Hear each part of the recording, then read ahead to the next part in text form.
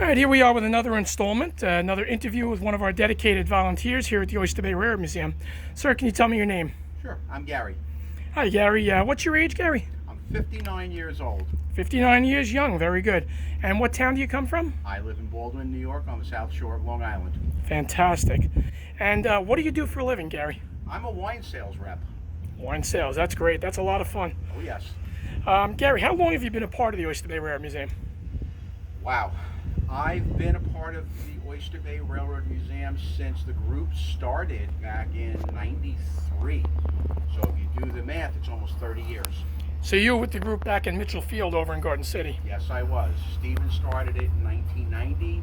I came along in '93 just by coincidence. I made a wrong turn and I saw Steam Locomotive 35 on the side of the road, and I'm like, gotta make a phone call, gotta get involved, and I started the Friends of Locomotive 35, the first not-for-profit, and that built into the Oyster Bay Railroad Museum. So all assets were turned over from a volunteer group to a not-for-profit Friends group, and then finally as the museum itself. Oh, so you're really a big part of creating everything that we have here today. That's what people tell me, yes. Fantastic, and you're still a part of it. That's really impressive. Gary, can you tell me, you told me that you basically stumbled upon the locomotive. What made you decide to join? What made you decide to actually make that turn and become a part of the restoration of Locomotive 35 and the museum as a whole? Making the turn was an accident. I got forced off the road, and it just happened to be, turn here. And when I turned, I saw the side of a tube, and I looked closely, I'm like, oh, that's the old steam locomotive that used to be in Eisenhower Park. I used to play on that when I was a kid. So it was an easy transition for me to say, all right, there's a phone number. If you want to volunteer, call. So I called, wound up calling the Cradle of Aviation Museum number, and I went over. They signed me up as a volunteer for Nassau County, and then at that point, I showed up at the volunteer site on the next Saturday, and I got to meet a really cool group of people. And I was much younger back then in '93, and we became friends. And what I like about it is I like the camaraderie. I love the camaraderie, and I like working with my hands.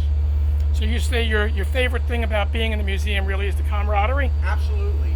I've enjoyed so many friendships, still to this day, and that turned into a marriage proposal. So 3 of the friends that I got to meet are now my sister-in-laws and my brother-in-laws. And we are one big happy family here. It's just nothing that we don't do for each other. I really enjoy the camaraderie. I think more so than the volunteer aspect of it. And would you say that with all that camaraderie, are you saying like it's cliquey, like you got to be a part of the group, or can just anybody come and be a part of this from anywhere? Not a clique, not a club. We're a group of friends who get together on Saturdays, and we do something positive for the rail history. I don't want to call it an industry, but rail history. But not only rail history, local history.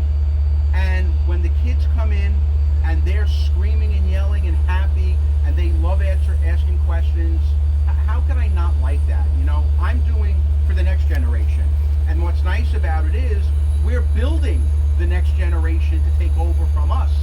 We have volunteers here who are 8 years old, 12 years old, 16 years old. If you want to be part of it, absolutely, come on down. We'll work towards your abilities, and we'll make you have a fun time at the same time. So pretty much anybody could come down and do this and be an important part of all this. Absolutely, absolutely. And we never ask anybody to do anything that's beyond their capabilities, but to the point where we'll teach you a new ability. And it doesn't matter. We have people who are volunteers who are legally blind. My sister-in-laws, they're volunteers and they're legally blind, but they still get the job done. It doesn't matter. Whatever your abilities are, we work towards that ability. There's no such thing as a disability here. Fantastic, fantastic. Gary, if you were going to tell somebody, maybe they've thought about becoming a member, maybe they haven't, maybe this is the first time they're ever even hearing of the Oyster Bay Railroad Museum, tell somebody why you think they should consider coming down here, volunteering their time to do whatever it is they can do to help, give whatever time it is they can give. Why do you think that somebody should join the Oyster Bay Railroad Museum as a volunteer, working down here at the site or possibly even in the museum itself? Aside from the fun you'll have, you're making history. I have no children. At 59 years old, I'm never going to have children. What's my legacy of life? This museum is my legacy. You're going to make your own legacy here, and that's a phenomenal feeling. That you can't get a better feeling than that. That's why I do it. That's fantastic, Gary. Thank you very much for all the information. We'll let you get back to work. I appreciate that. Take care.